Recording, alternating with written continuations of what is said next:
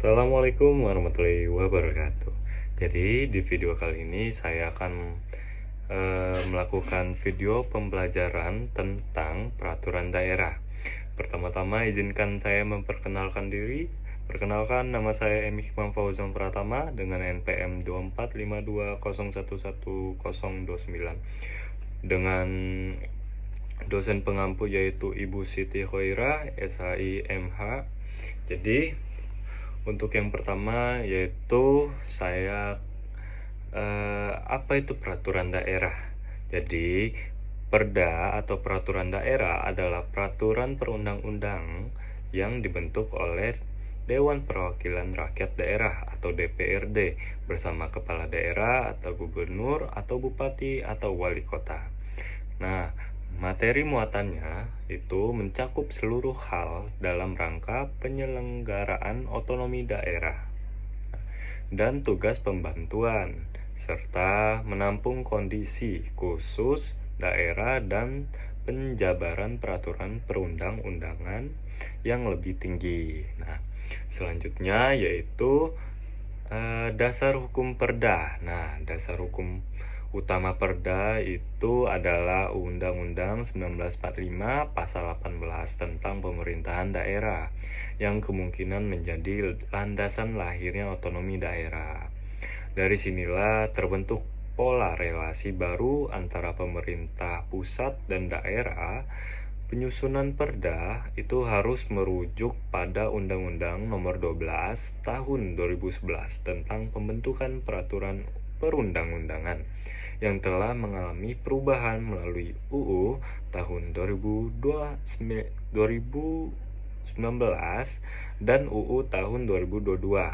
Nah, selanjutnya yaitu jenis-jenis peraturan daerah. Nah, jenis-jenis perda itu terbagi menjadi dua jenis. Nah, yang pertama yaitu perda provinsi yang dibentuk oleh DPRD provinsi bersama gubernur dan berlaku di wilayah provinsi tersebut. Dan yang kedua yaitu perda kabupaten atau kota. Nah, yang dibentuk oleh DPRD kabupaten atau kota bersama bupati atau wali kota. Keduanya ini tidak saling subordinat satu sama lain. Di Aceh, perda dikenal sebagai konun, sedangkan di Papua dikenal sebagai perda khusus. Nah, selanjutnya itu posisi perda dalam hierarki perundang-undangan. Nah, Indonesia ini menganut bentuk negara kesatuan dengan paradigma desentralisasi, artinya pemerintah pusat memegang kekuasaan tertinggi, namun sebagian kewenangan didelegasikan ke daerah. Perda itu tidak boleh bertentangan dengan peraturan yang lebih tinggi, termasuk Pancasila, Undang-Undang Dasar 1945, Undang-Undang, Perpu, Perpres, maupun Kepres. Nah, bidang-bidang strategis seperti keuangan dan moneter, politik luar negeri, peradilan, pertahanan, dan keagamaan tetap menjadi domain pemerintah pusat dan tidak bisa diatur melalui perda. Nah, selanjutnya itu materi muatan perda. Nah, materi muatan perda yaitu berdasarkan pasal 136 ayat 3 Undang-Undang tahun 2022, perda merupakan penjabaran peraturan yang lebih tinggi dengan memperhatikan ciri khas masing-masing daerah.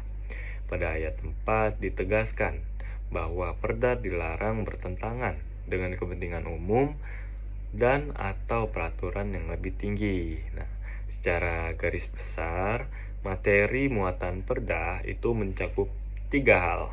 Nah, yang pertama yaitu penyelenggaraan otonomi daerah dan tugas pembantuan. Yang kedua yaitu menampung kondisi khusus daerah. Yang ketiga yaitu penjabaran peraturan perundang-undangan yang lebih tinggi. Selanjutnya yaitu asas-asas yang harus dipenuhi perda. Nah, berdasarkan pasal 6 ayat 1 Undang-Undang Nomor 10 Tahun 2004, Nah, materi muatan perda wajib mengandung asas-asas berikut, yaitu pengayoman, perlindungan masyarakat, itu selanjutnya kemanusiaan atau penghormatan HAM. Yang selanjutnya kebangsaan, yaitu mencerminkan kebinekaan.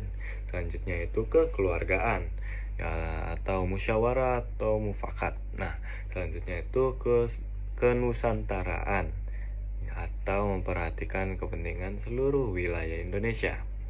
Selanjutnya itu Bhinneka Tunggal Ika, yaitu menghargai keragaman. Selanjutnya itu keadilan.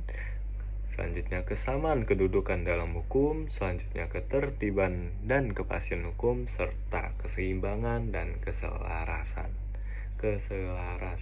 Nah, selanjutnya yaitu ada catatan penting, perda bernuansa syariah. Nah, munculnya perda bernuansa syariah ini di berbagai daerah dipicu oleh kegagalan penerapan syariat Islam di level nasional.